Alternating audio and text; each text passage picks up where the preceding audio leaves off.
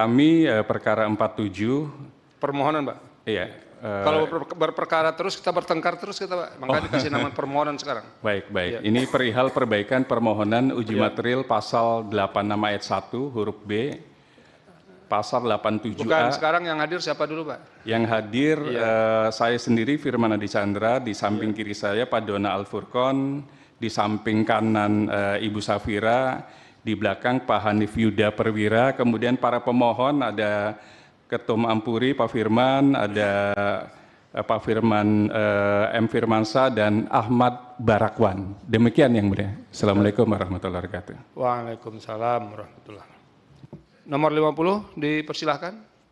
Siapa yang hadir? Pak Refli itu udah lagi mengurangi bicara bulan puasa, Pak. Jadi Bapak aja begitu.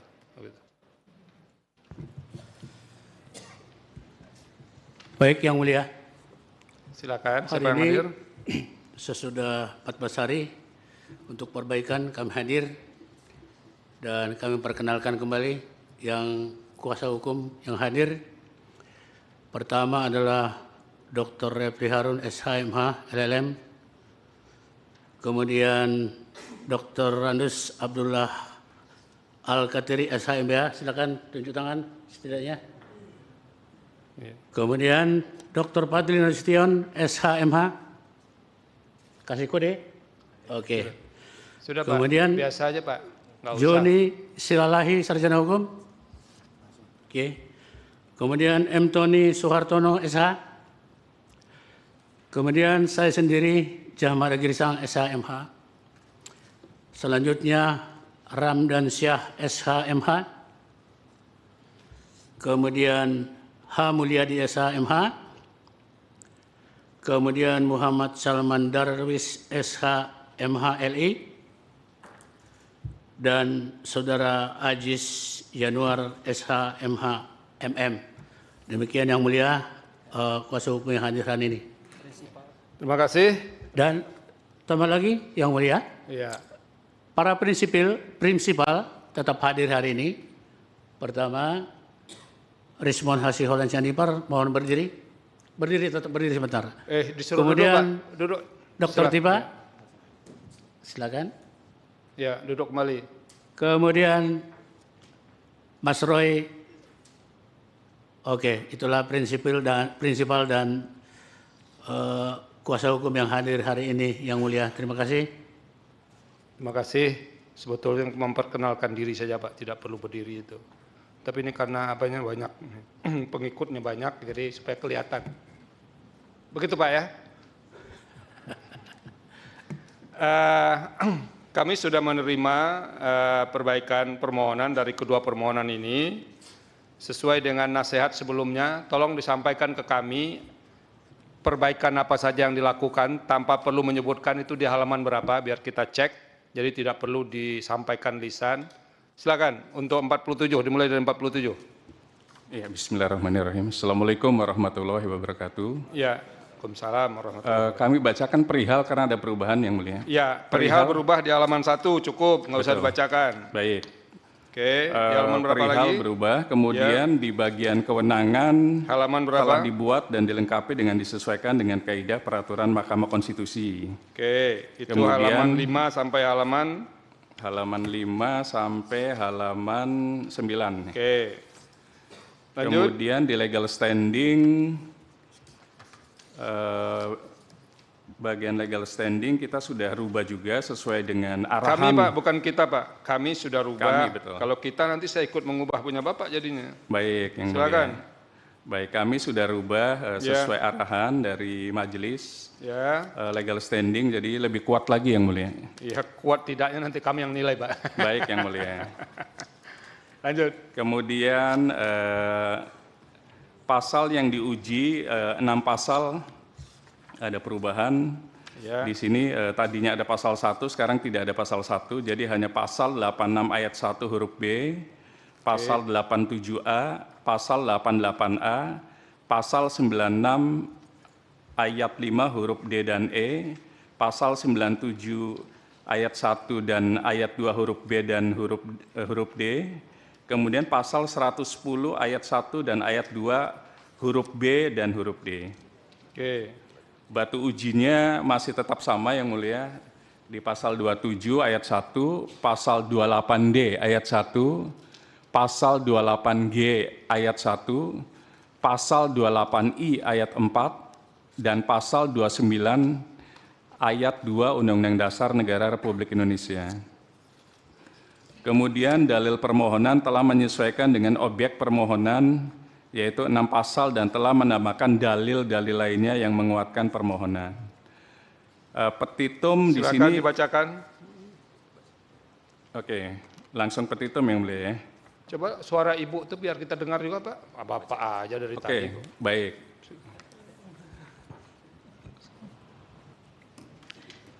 Ini kan? Petitum berdasarkan dalil-dalil di atas, para pemohon mohon pada Majelis Hakim pada Mahkamah Konstitusi Republik Indonesia yang memeriksa dan memutus perkara akuo untuk dapat dijatuhkan putusan sebagai berikut. 1. Mengabulkan permohonan para pemohon untuk seluruhnya. 2. Menyatakan pasal 86 ayat 1 huruf B Undang-Undang Nomor 14 Tahun 2025 tentang perubahan ketiga atas Undang-Undang Nomor 8 Tahun 2019 tentang penyelenggaraan ibadah haji dan umroh bertentangan dengan Undang-Undang Dasar Negara Republik Indonesia tahun 1945 dan tidak mempunyai kekuatan hukum yang mengikat. 3.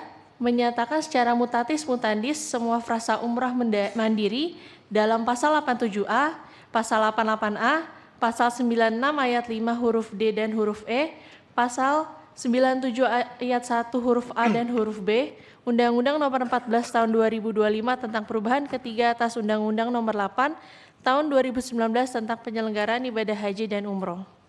Bertentangan dengan Undang-Undang Dasar Negara Republik Indonesia tahun 1945 dan tidak mempunyai kekuatan hukum mengikat. 4.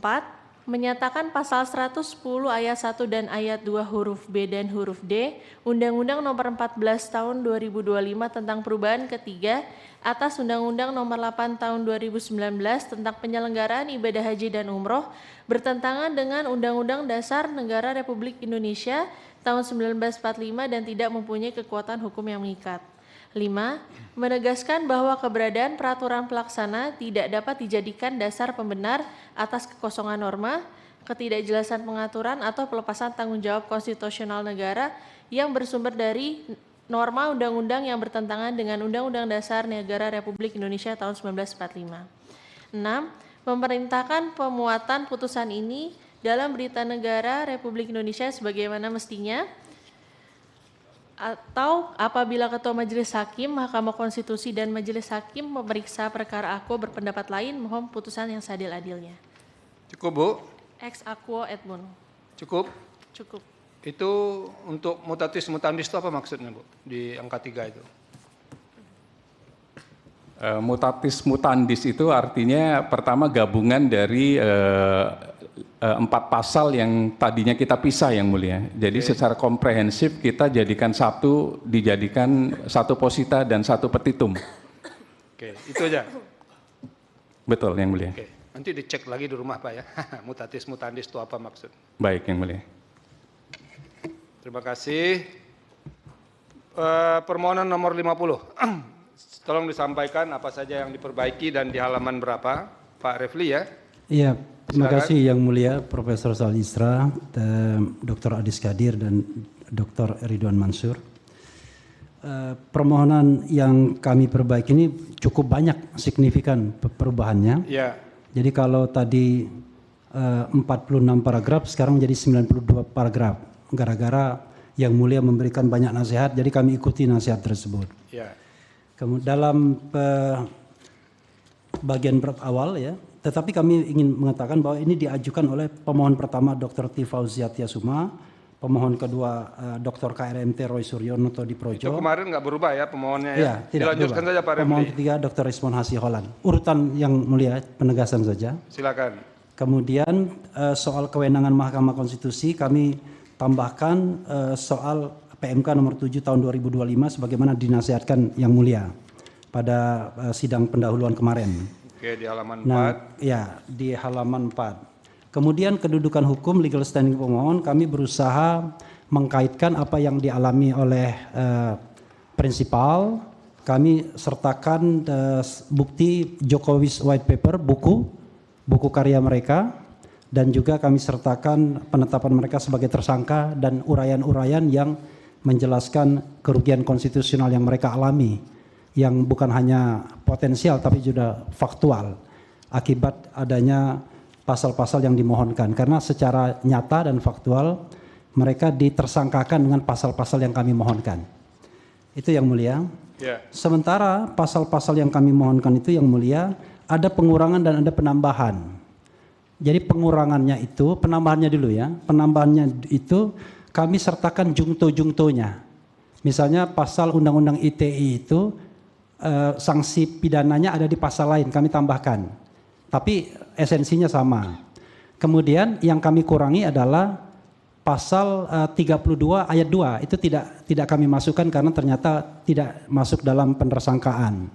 Dan kemudian kami juga masukkan pasal baru 243 ayat 1 Undang-Undang Nomor 1 2023 tentang Kitab Undang-Undang Hukum Pidana yang baru, itu terkait dengan ujaran kebencian. Jadi pasal 622 huruf R itu menghapuskan pasal 28 ayat 2. Tapi kami tetap tandem karena argumentasinya kurang lebih sama dan kemudian masih dipakai dalam panggilan terakhir oleh Polda Metro Jaya. Jadi kami tandemkan 28 dan kemudian kalau dia digantikan dengan pasal 243 ayat 1 tersebut. Itu mengenai yang dimohonkan. Kemudian mengenai pokok-pokok permohonan kami menambahkan satu batu uji yaitu tentang negara hukum. Pasal 1 ayat 3 Undang-Undang Dasar 1945. Dan kemudian kami uraikan secara lebih banyak hal-hal yang perlu dan penting untuk diuraikan. Dan ini berada dalam, termasuk juga kami misalnya tambahkan bahwa kecenderungan defamation atau pencemaran nama baik itu dihapuskan di negara-negara lain sebagaimana pernah disampaikan di sidang ini juga. Dan di dalam pokok permohonan itu kami berangkat dari paradigma begini yang mulia. Mungkin secara ini yang kami inginkan itu adalah sesungguhnya bagaimana kalau kerja-kerja publik itu tidak bisa dikriminalkan sepanjang dia itu memang untuk dilakukan dengan niat baik dan untuk kepentingan publik. Makanya rumusan-rumusan yang kami rumuskan misalnya terhadap akademisi, peneliti atau aktivis, karena prinsipal ini masuk dalam ketiga kategori itu. Mereka akademisi, tapi juga mereka juga peneliti, tapi mereka juga aktivis. Jadi kita katakan yang menyampaikan pendapat, kritik, masukan, pernyataan, hasil penelitian atau yang sejenisnya terhadap tindakan atau perilaku atau keputusan pejabat negara yang sudah menjadi ranah publik, public domain.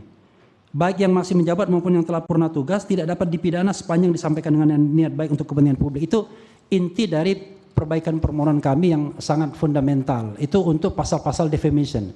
Tapi untuk pasal-pasal yang terkait dengan misalnya teknis processing di dalam image processing misalnya, di mana pasal 32 dan pasal 32 ayat 1 dan pasal 35 itu dikenakan kepada RRT juga, kami mengatakan itu tidak boleh seharusnya digunakan pasal tersebut untuk kegiatan-kegiatan yang memang dimaksudkan untuk melakukan kajian, penelitian, dan demi kepentingan publik serta dilakukan dengan niat yang baik. Begitu yang mulia.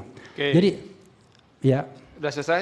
Ya, intinya adalah sebenarnya walaupun kami tidak masukkan di masa depan, kami menginginkan yang namanya kerja-kerja publik atau public affairs itu tidak lagi bisa dipidanakan. Kalaupun ada, ya mereka silakan tuntut secara perdata. Jadi tidak ada lagi orang yang kemudian mengalami ketakutan hukum, chilling effect, gara-gara setiap saat harus melakukan self censorship karena jangan-jangan omongan saya akan diadukan, akan dipidanakan dan lain sebagainya. Itu kira-kira. Oke, lanjut ke petitum. Ya, petitumnya agak panjang, saya akan singkat ya.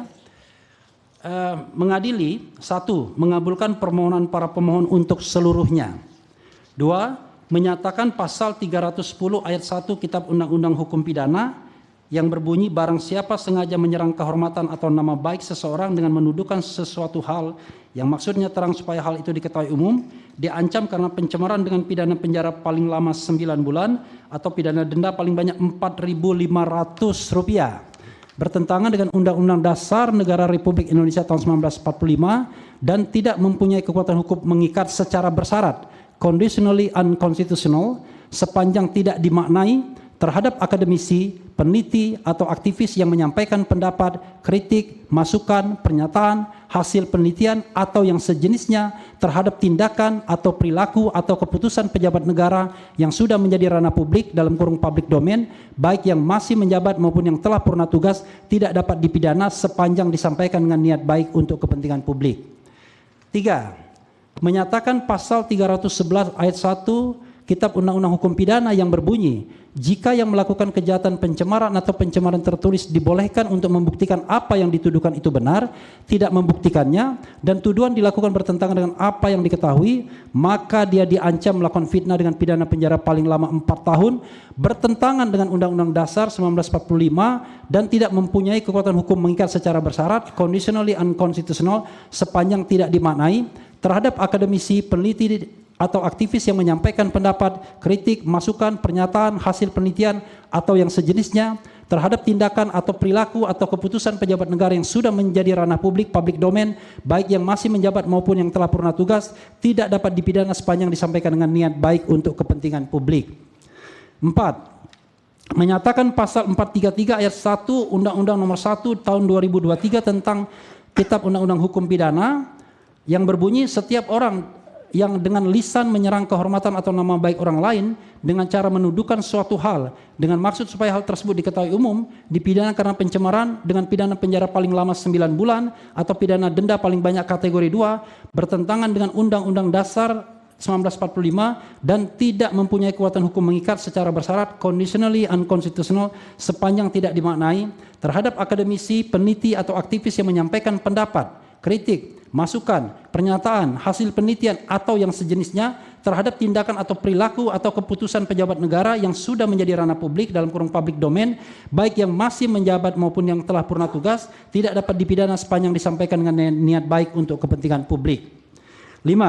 Menyatakan pasal 434 ayat 1 Undang-Undang Nomor 1 Tahun 2023 tentang Kitab Undang-Undang Hukum Pidana yang berbunyi, jika setiap orang sebagaimana dimaksud dalam pasal 433 diberi kesempatan untuk membuktikan kebenaran hal yang dituduhkan, tetapi tidak dapat membuktikannya, dan tuduhan tersebut bertentangan dengan yang diketahuinya, dipidana karena fitnah dengan pidana penjara paling lama 3 tahun atau pidana denda paling banyak kategori 4, bertentangan dengan Undang-Undang Dasar 1945 dan tidak mempunyai kekuatan hukum mengikat secara bersyarat, conditionally unconstitutional, sepanjang tidak dimaknai terhadap akademisi, peneliti, atau aktivis yang menyampaikan pendapat, kritik, masukan, pernyataan, hasil penelitian, atau yang sejenisnya terhadap tindakan atau perilaku atau keputusan pejabat negara yang sudah menjadi ranah publik, public domain, baik yang masih menjabat maupun yang telah purna tugas, tidak dapat dipidana penjara sepanjang disampaikan dengan niat baik untuk kepentingan publik.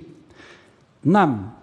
Menyatakan pasal 27A Undang-Undang Nomor 1 Tahun 2024 tentang perubahan kedua atas Undang-Undang Nomor 11 Tahun 2008 tentang informasi dan transaksi elektronik yang berbunyi, setiap orang dengan sengaja menyerang kehormatan atau nama baik orang lain dengan cara menuduhkan suatu hal dengan maksud supaya hal tersebut diketahui umum dalam bentuk informasi elektronik dan atau dokumen elektronik yang dilakukan melalui sistem elektronik, Jungto pasal 45 ayat 4, itu ancaman pidananya 2 tahun yang mulia, bertentangan dengan Undang-Undang Dasar Republik Indonesia tahun 1945 dan tidak mempunyai kekuatan hukum mengikat secara bersyarat, conditionally unconstitutional, sepanjang tidak dimaknai terhadap akademisi, peneliti, atau aktivis yang menyampaikan pendapat, kritik, masukan, pernyataan, hasil penelitian, atau yang sejenisnya terhadap tindakan atau perilaku atau keputusan pejabat negara yang sudah menjadi ranah publik dalam kurung public domain, baik yang masih menjabat maupun yang telah purna tugas, tidak dapat dipidana sepanjang disampaikan dengan niat baik untuk kepentingan publik. 7. Menyatakan pasal 28 ayat 2 Undang-Undang Nomor 1 Tahun 2024 tentang perubahan kedua atas Undang-Undang Nomor 11 Tahun 2008 tentang informasi dan transaksi elektronik yang berbunyi, setiap orang dengan sengaja dan tanpa hak mendistribusikan dan atau mentransmisikan informasi elektronik dan atau dokumen elektronik yang sifatnya menghasut, mengajak atau mengaruhi orang lain sehingga menimbulkan rasa kebencian atau permusuhan terhadap individu dan atau kelompok masyarakat tertentu berdasarkan ras, kebangsaan, etnis, warna kulit, agama, kepercayaan, jenis kelamin, disabilitas mental atau disabilitas fisik. Jungto pasal 45 ayat 2 yang mulia, ancaman hukumannya 6 tahun. Kemudian ada juga jungto pasal 243 ayat 1 Undang-Undang Nomor 1 Tahun 2023 tentang Kitab Undang-Undang Hukum Pidana yang berbunyi, yang baru ini, penggantinya, setiap orang dengan sengaja dan tanpa hak mendistribusikan dan atau mentransmisikan informasi elektronik dan atau dokumen elektronik yang sifatnya menghasut, mengajak atau memengaruhi orang lain sehingga menimbulkan rasa kebencian atau permusuhan terhadap individu dan atau kelompok masyarakat tertentu berdasarkan ras, kebangsaan, etnis, warna kulit, agama, kepercayaan, jenis kelamin, disabilitas mental atau disabilitas fisik, bertentangan dengan Undang-Undang Dasar Negara Republik Indonesia tahun 1945 dan tidak memiliki kekuatan hukum mengikat secara bersyarat conditionally unconstitutional sepanjang tidak dimaknai, tidak dapat digunakan dalam rezim tindak pidana pencemaran nama baik dan atau tindak pidana fitnah karena substansinya mengatur tentang permusuhan terhadap individu dan atau kelompok masyarakat tertentu berdasarkan ras, kebangsaan, etnis, warna kulit, agama, kepercayaan, jenis kelamin, disabilitas mental atau disabilitas fisik karena faktanya digunakan dalam pencemaran nama baik pasal ini. Kemudian 8 Pasal 32 ayat 1 Undang-Undang Nomor 11 Tahun 2008 tentang informasi dan transaksi elektronik yang berbunyi setiap orang dengan sengaja dan tanpa hak atau melawan hukum dengan cara apapun mengubah, menambah, mengurangi, melakukan transmisi, merusak, menghilangkan, memindahkan, menyembunyikan suatu informasi elektronik dan atau dokumen elektronik milik orang lain atau milik publik, jungto pasal 48 ayat 1 yang mulia yang ancaman hukumannya 8 tahun penjara, bertentangan dengan Undang-Undang Dasar Negara Republik Indonesia tahun 1945 dan tidak mempunyai kekuatan hukum mengikat secara bersyarat, conditionally unconstitutional sepanjang tidak dimaknai. Ketentuan tersebut tidak berlaku terhadap kegiatan rekonstruksi, simulasi, penandaan atau pengujian data elektronik yang dilakukan dalam rangka penelitian atau verifikasi ilmiah sepanjang dilakukan dengan niat baik untuk kepentingan publik. 9. Menyatakan pasal 35 Undang-Undang Nomor 11 Tahun 2008 tentang informasi dan transaksi elektronik yang berbunyi setiap orang dengan sengaja dan tanpa hak atau melawan hukum melakukan manipulasi, penciptaan, perubahan, penghilangan, pengerusakan informasi elektronik dan atau dokumen elektronik dengan tujuan agar informasi elektronik dan atau dokumen elektronik tersebut dianggap seolah-olah data yang otentik, jungto pasal 51 ayat 1 dengan ancaman hukuman 12 tahun penjara, bertentangan dengan Undang-Undang Dasar Negara Republik Indonesia tahun 1945 dan tidak mempunyai kekuatan hukum mengikat secara bersyarat, conditionally unconstitutional sepanjang tidak dimaknai ketentuan tersebut tidak berlaku terhadap kegiatan rekonstruksi, simulasi, penandaan atau pengujian data elektronik yang dilakukan dalam rangka penelitian atau verifikasi ilmiah sepanjang dilakukan dengan niat baik untuk kepentingan publik. Ini yang dilakukan oleh prinsipal. Sebelum memerintahkan pemuatan putusan ini dalam Berita Negara Republik Indonesia, atau jika Majelis Hakim Konstitusi Republik Indonesia mempunyai keputusan lain, mohon putusan yang seadil-adilnya ex aequo et bono. Hormat kami, kuasa hukum para pemohon. Terima kasih Yang Mulia. Terima kasih. Jadi sidang kita hari ini pendahuluan dengan agenda mendengarkan pokok-pokok permohonan sudah didengar dan dengan ini kami nyatakan bahwa perbaikan permohonan ini kami terima. Dalam pengertian kami bertiga nanti akan menyampaikan ini di dalam rapat permusyawaratan hakim untuk kedua permohonan ini. Nanti RPH lah yang akan memutuskan bagaimana ini permohonan ini.